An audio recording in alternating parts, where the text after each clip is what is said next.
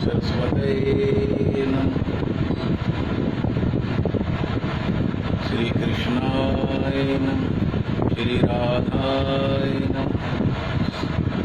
श्री सद्गुरुदेवाय नमः। श्रीमती निम्बार्काचार्याय नमो नमः।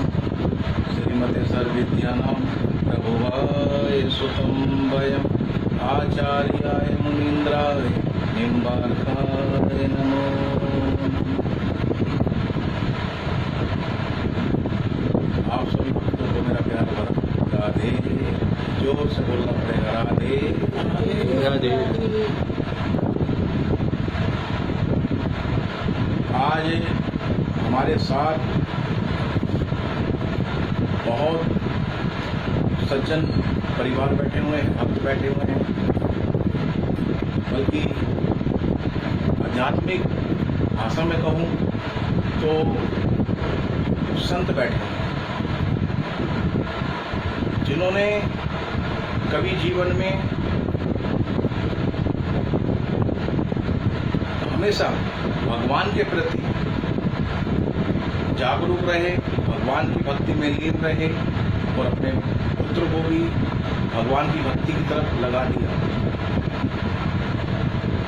भले ही हमारे पास पैसा ना हो, लेकिन संस्कार की दौलत अगर हम अपने बच्चों को देकर जाते हैं तो मेरा मानना है कि कहीं ना कहीं अगर धन दिया हुआ हमारा हाथ का बच्चों को, वो कहीं ना कहीं तो बच्चे उस धन को बिगाड़ सकते हैं, वो किसी न किसी और कार्य में लगा सकते हैं।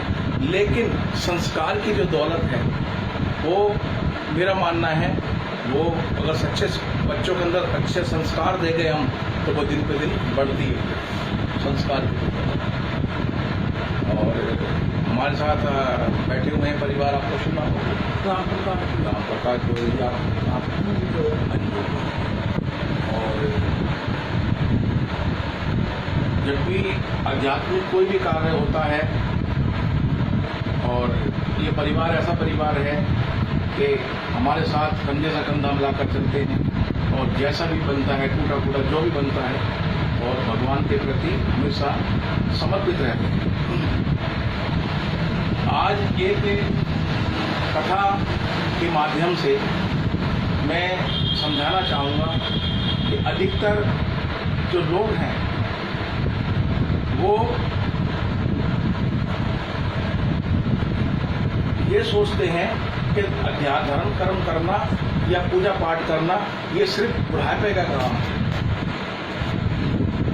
और बुढ़ापे के जो एज में हैं उनके लायक ही ये कार्य है, वरना जो और लोग करते हैं उनके लिए करते हैं, ऐसा नहीं है। किसी गांव के अंदर एक सेठ जी रहा करते थे, और सेठ जी का काम बहुत अच्छा था, व्यापार था सेठ जी का, जैसे आप लोगों का व्यापार है। और गांव के बाहर शहर के अंदर सेठ जी की दुकान थी, बहुत अच्छी दुकान चलती थी, और दिन दोगुनी रात चौगुनी दुकान तरक्की में रहती थी। अब सेठ जी सुबह नहा धो के जाते और दुकान खोलते, शाम को अपने घर आते। रास्ते में कोई भी मिलता, राधे राधे राम राम बोलते, तो कोई उनकी राम राम को लेता नहीं, स्वीकार नहीं।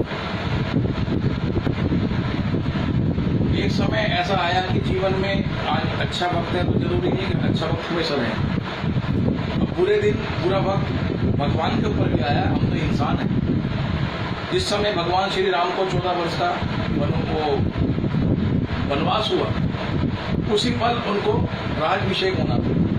लेकिन वक्त की आप करवट देखो, वक्त ने कैसी करवट बदली कि उसी समय उसी क्षण उनको वन गमन हो। तो पूरा वक्त कभी कह के नहीं आता। एक समय ऐसा आया, उन सेठ जी का जो कार्य था वो कार्य धीरे धीरे डाउन पोजीशन में आ गया। अब सेठ जी का ऐसा कार्य हो गया कि उनको रोटी तक खिलाने का कार्य का चरमराने लगा। जब परेशानी के बादल आते हैं तो ये दुनिया वाले तो बहुत दूर की बात है, हमारे शरीर की परछाई सांस छोड़ती है। ऐसा होता है ना, आपने अपने जीवन काल के अंदर बहुत समय देखा है। आपने जब व्यापार की शुरुआत करी हो आपने बहुत स्ट्रगल करा होगा, बहुत बातें सुनने को मिली होंगी। तो वो सेठ जी भी का कार्य डगमगाने लगा, चरमराने लगा। अब वो सेठ जी क्या, अब उनकी वाइफ जो है वो परेशान रहने लगी, कहते जब कार्य नहीं चल रहा तो परेशानी तो अपना पाएगी। अब लोग बागों ने उनको ताने देना शुरू कर दिए कि अपने आप को बड़े सेठ बनते थे, अब क्या हो गया, ये है वो है। ये दुनिया वाले ना कल तुम्हारे थे ना आज हमारे हैं ना कभी होंगे। ये दुनिया वाले कभी हमारे नहीं हो सकते। क्यों? क्योंकि जो आदमी धर्म प्रेमी होता है, धर्म पर चलने वाला होता है, लोग उसको कटाक्ष करते हैं, लोग उसकी हंसी उड़ाते हैं। अब सेठ जी का कार्य बेकार हो गया।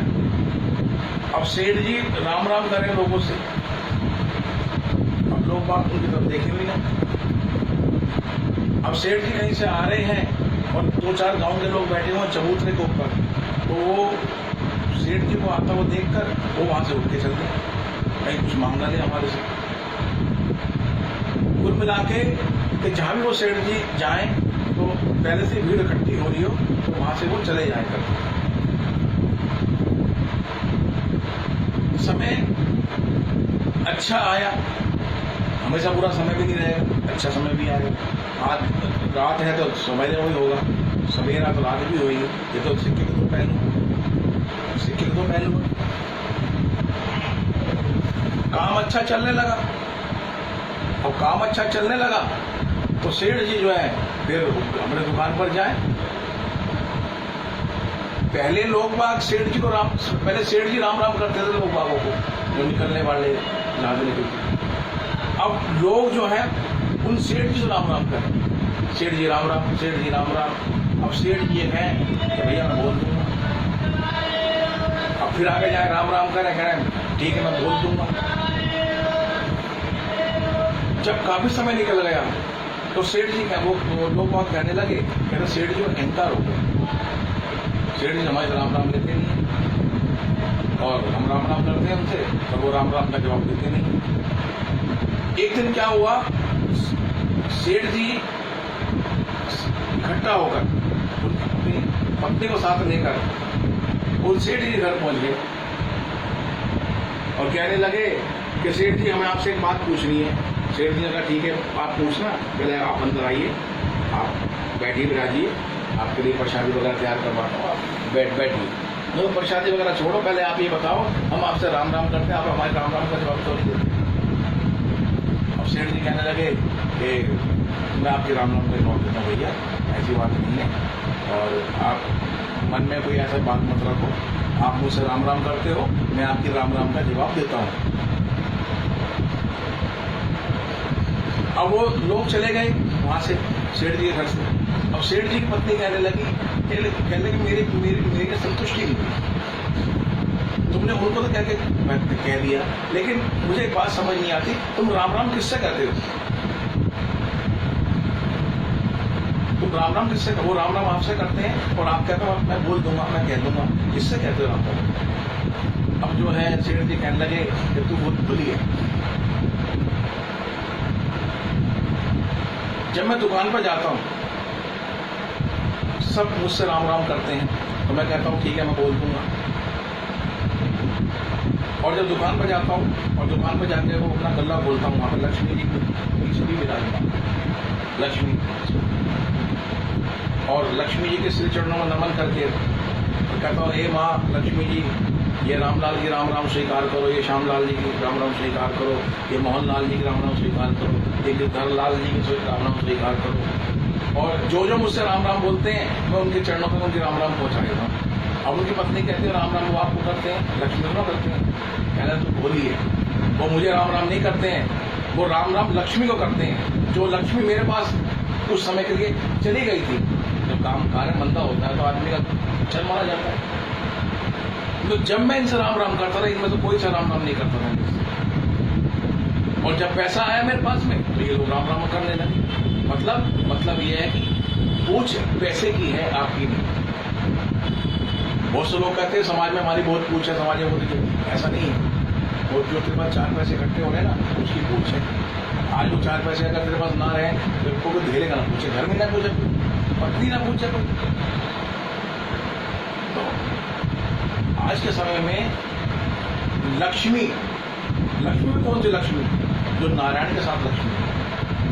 हमेशा वो लक्ष्मी के लिए कहो, भगवान से प्रार्थना करो, ये लक्ष्मी मैया आप हमारे घर में उसी रूप में आओ जैसे नारायण के साथ लक्ष्मी आती। अकेली लक्ष्मी की पूजा कभी नहीं करनी चाहिए। और मैं आप सब लोगों से भी कहता हूँ कि आज जितने भी धर्म के कार्य होते हैं, इसमें अधिकतर वैश्य समाज सर्वप्रथम सबसे आगे होता है। 4 वर्ण है, चारों वर्ण अपने आप में सक्षम है। ब्राह्मण मुखवासिना, ब्राह्मण को मुख के द्वारा, क्षत्रिय को बल के द्वारा और वैश्य को धन के द्वारा और शूद्र को चरणों के द्वारा यह सेवा दी गई। और आज आप बहुत संपन्न परिवार है, मैं आज बैठा हूँ। और आज जो ठाकुर जी ने जो 4 चरण बनाए थे धर्म के, उसमें से एक परिवार मुझे ऐसा ही मिला हुआ है हमारे गोयल साहब जी का, और मैं इनको साधुवाद देता हूँ। और हमेशा धर्म के कार्य के लिए हमेशा आगे रहते हैं। इनकी पत्नी मतलब ये भी धर्म के कार्य के लिए कितनी आगे रहती हैं। इनके एक पुत्र हैं, अभी तक हुआ इनके एक पुत्र है, नाम बताओ बेटा अपना। गौरचंद्र। आप घुमा लो। तो ये परिवार है, तो ये बहुत सज्जन है। आप कुछ विचार रखना चाहेंगे कुछ थोड़ा सा? तो मैं इनको साधुवाद देता हूँ। भगवान को हमेशा दीर्घायु दे और भगवान इनको दिन दुगनी रात चौगनी व्यापार में, कार्य में, जो भी ये कार्य अपना का कार्य है उसमें तरक्की दें और भगवान उनको खूब खुश रखे और खूब भंडार इनके महालक्ष्मी ऐसी बढ़ती रहे। और यही भगवान श्री चरणों में प्रार्थना है कि इनको अपनी कृपा बनाए रखें। राधे राधे दोस्त।